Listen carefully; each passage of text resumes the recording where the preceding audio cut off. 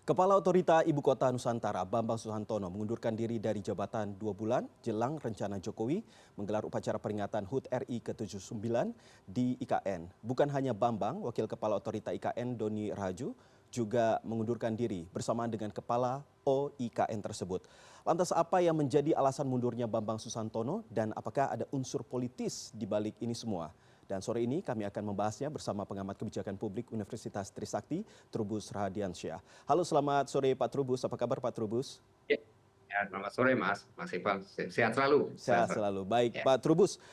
Ini ya, mundurnya kepala IKN dan juga wakilnya begitu. Ini mengingatkan saya begitu di tahun 2023 yang lalu, tepatnya di bulan Mei, sempat ada hoax begitu ya, yang akhirnya dikatakan hoax yang dilontarkan oleh Pak Said Didu, sekretaris apa namanya Kementerian BUMN, yang mengatakan bahwa pimpinannya begitu ini ramai-ramai mengundurkan diri. Alasannya karena takut dipenjara. Nah, apakah ini ada hubungan dengan hal tersebut? iya, kalau dilihat secara benang merahnya, iya kelihatannya ada persoalan di mana kemudian apa yang disampaikan oleh Pak Said itu waktu itu setahun yang lalu dengan kondisi sekarang sepertinya ini Mas ada korelasinya. Namun demikian kita juga belum bisa memastikan ya seperti apa pengunduran diri itu kecuali bisa diduga bahwa ada persaingan yang tidak sehat setidaknya antara OIKN dengan Kementerian PUPR. Dalam hal ini mungkin koordinasi dan kerjasama sangat lemah sehingga masing-masing biasanya di Indonesia ini eh, kementerian dan lembaga itu selalu ego sektoral. Karena itu saya melihat ini akibat ego sektoral masing-masing di dalam pembangunan IKN. Yang kedua memang unsur politiknya juga sangat tinggi di mana masing-masing dalam hal ini UIKN Pak ini bertanggung jawab penuh terhadap target-target yang ditetapkan, namun memang targetnya sangat ambisius dan juga banyak permasalahan terkait dengan masyarakat lokal dan kaitannya dengan pembebasan lahan. Di satu sisi juga persoalan-persoalan yang mengait dengan pendanaan yang sampai hari ini memang masih murni APBN 75 triliun yang sampai 2024 ini yang sudah terpakai, dan dari sisi yang namanya KPBU kerjasama pemerintah badan usaha pun belum ada sehingga semuanya baru pada tataran letter of intent. Nah ini yang memang menyedihkan.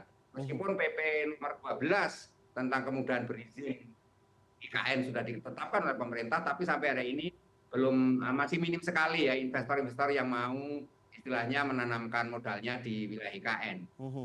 Yang terakhir menurut saya memandang bahwa pengunduran ini menunjukkan beban berat ada persoalan yang sangat rumit di dalam pembangunan IKN ini yang memang terkesan-kesan terburu-buru, apalagi kemudian Presiden rencanakan untuk upacara bendera 17 Agustus di IKN itu sendiri. Nah ini juga memantik persoalan-persoalan politik di mana kemudian Bambang Susantono dan kawan-kawan harus terbebani satu target-target yang sangat mungkin ambisius dalam hal ini, sementara pemerintahan ini kan tinggal menghitung hari lah, artinya 3-4 bulan lagi injury time. Apakah kemudian dengan anggaran yang sekarang dalam APBN 2024 itu sekitar 26,5 triliun yang dianggarkan, apakah akan terpakai semua dan tentu akan kurang juga. Nah ini persoalan-persoalan menurut saya yang di situ Mas. Tapi, Lainnya di oke. situ memang ada indikasi juga memang permasalahan yang rumit terkait dengan ini manajemen organisasi dari IKN sendiri yang sampai hari ini kan memang di dalam Undang-Undang Dasar 45 tidak karena bersifat otorita itu Mbak Mas. Jadi agak rumit juga di situ. Tapi kalau menurut analisa Pak Trubus sendiri, apakah ini benar bahwa kedua pimpinan, pucuk pimpinan dari otorita IKN itu mengundurkan diri atau dimundurkan secara paksa begitu, mengingat bahwa memang ada target-target yang belum tercapai, lalu juga sementara itu Pak Presiden Jokowi ternyata masih memberikan pekerjaan yang berhubungan dengan IKN untuk Pak Bambang. Iya, kalau saya melihat ini dia mengundurkan diri. Kalau dimundurkan soal lain, Mas. Karena kalau nyanyian-nyanyian selama ini di media itu kan bahwa target-target yang ambisius itulah yang menyebabkan beban berat yang harus diwujudkan oleh pembangunan IKN. Belum lagi tentang perpindahannya itu sendiri.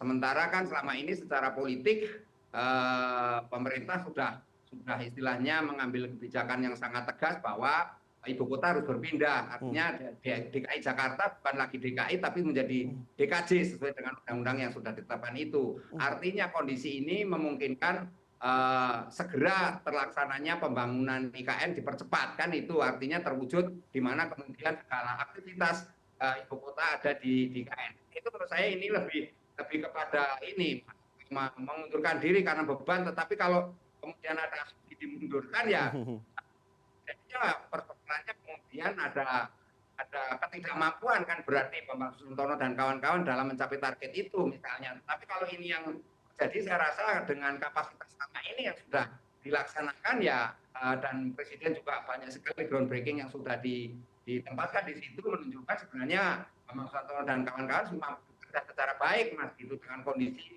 yang ada sekarang gitu. Tapi Pak Trubus, apakah memang benar belum ada investor sama sekali yang untuk menanamkan sahamnya di IKN ini? Ya kalau lihat ininya belum Mas, jadi itu lebih banyak dari anggaran APBN selama ini. Jadi kalau di dalam undang-undangnya itu, Undang Nomor 3 itu kan ketetapannya melalui KPBU ya, kerjasama pemerintah badan usaha gitu. Tetapi sampai hari ini investor itu belum ada. Yang ada investor itu banyak kan masih hasilnya letter of intent Mas gitu. Jadi itu dari Singapura, Malaysia dan ada Brunei juga yang masuk ke situ. Tapi belum ada yang meyakinkan. Yang kedua selama ini para investor juga wait and see bagaimana melihat dinamika politik di Indonesia, karena selama ini kan orang investasi itu kan kaitannya dengan kepastian hukum kan, kepastian dia mendapatkan istilahnya profit keuntungan. Tapi kalau kita lihat perubahan-perubahan dinamika yang terjadi, meskipun presiden yang sekarang Pak Prabowo akan melanjutkan pembangunan itu, tetapi kita lihat anggaran yang tercatat di dalam APBN kita kan 26 triliun.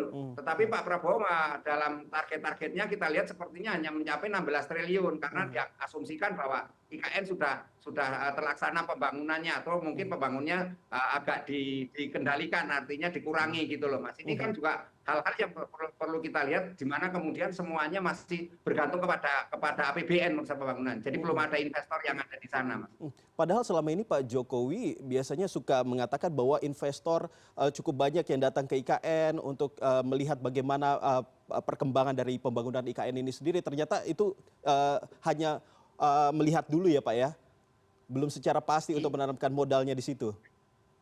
Oke. Iya, saya melihat itu hanya sekedar untuk ini apa istilahnya survei lah gitu, Survei. mengobservasi saja, melihat situasi yang ada gitu ya. Jadi belum sampai kepada memastikan apakah mereka akan menanamkan modalnya di Indonesia. Investor Indonesia sendiri dalam negeri kan juga selama ini baru bertahap saja karena didesak keadaan dan dipaksa oleh undang-undang juga gitu ya. Mereka akhirnya perkara juga mencoba untuk menanamkan, tapi di situ belum baru tahap awal, isinya groundbreaking saja, belum sampai kepada tahap penyelesaian. Baik, Pak Trubus melihatnya seperti apa dengan mundurnya Pak Bambang dan juga Pak Doni dari IKN, lalu akhirnya maju Pak Basuki untuk menjadi PLT begitu. Nah, ini apa yang Pak Trubus lihat? Apakah memang dengan ada perubahan ataupun pergantian ini bisa membuat IKN ini semakin maju dan semakin cepat untuk bisa selesai? Kalau saya lihat malah sebaliknya Mas, malah akan mengalami keterkendala karena kan selama ini IKN itu sifatnya kan otonom. Jadi kalaupun ada Kementerian PUPR, di situ Kementerian PUPR dan Kementerian ATR itu hanya supporting kan, dalam arti mendukung pelaksanaan dari pembangunan IKN sendiri. Namun demikian kalau misalnya kita lihat mundurnya Bambang Susantono ini jelas berpengaruh terhadap tingkat kepercayaan investor. Kalau secara politis memang sepertinya Presiden akan mengatakan nggak ada perubahan apa-apa, nggak signifikan, nggak ada pengaruh apa-apa terhadap mundurnya Bambang Susantono dan kawan-kawan. Tetapi itu kan untuk menutupi secara politis, dalam politik ini gimmick pencitraan, tetapi lebih kepada substansinya. Saya lihat ini ada kegalauan Mas, ada kebimbangan ke depan karena pemerintah ini toh apapun yang terjadi tinggal 3-4 bulan lagi selesai, dan apakah kemudian Presiden berikutnya akan tetap mempercayakan kepada ini PLT ini yang sekarang ada. Saya rasa juga hal yang sangat tipis Mas kemungkinan untuk itu gitu loh. Baik, Pak Trubus, kalau menurut pengamatan Pak Trubus, kira-kira kalau begitu siapa nih kandidat yang cocok untuk bisa memimpin IKN ini? Apakah memang dari kalangan yang benar-benar mengerti terkait hal ini ataupun bisa juga dari politikus begitu, Pak? Kalau saya sih melihat harusnya orang profesional yang Hmm, paham tentang ini, hmm, tentang hmm, bagaimana pembangunan. Dia sebenarnya punya pengalaman dalam hal pembangunan yang sifatnya perkotaan yang lebih besar lah gitu ya. hmm, Kalau politikus nanti apa namanya kecenderungannya akan ini apa bermain di sataran politis saja. hmm, Sementara ini kan persoalannya bukan persoalan politik lagi, tapi persoalan gimana mengimplementasikan semua kebijakan yang sudah ditetapkan oleh Presiden Jokowi, termasuk di dalam ini produk-produk perundang-undangan yang sudah ada, yang sudah hmm, ditetapkan semuanya. hmm, Jadi dalam hal ini adalah membutuhkan seorang implementator yang memahami betul terkait dengan apa pembangunan suatu kota, dalam hal ini ibu kota negara. baik. Pun Indonesia belum punya pengalaman, tapi orang-orang Indonesia yang punya profesionalisme, punya pengetahuan, punya kapasitas itu Hmm, saya rasa ada banyak juga, setidaknya sekelas Pak Bambang Sutantono dan baik. kawan-kawan, Mas. Baik, Pak Trubus, tentunya kita sama-sama melihat bagaimana nanti setelah dipimpin oleh Ya. Pak Bas, apakah memang IKN ini benar-benar bisa terwujud untuk bisa segera selesai ataupun tidak. Terima kasih sekali lagi Pak Trubus Radiansyah, pengamat kebijakan publik dari Universitas Trisakti sudah berbincang dengan kami di sore hari ini.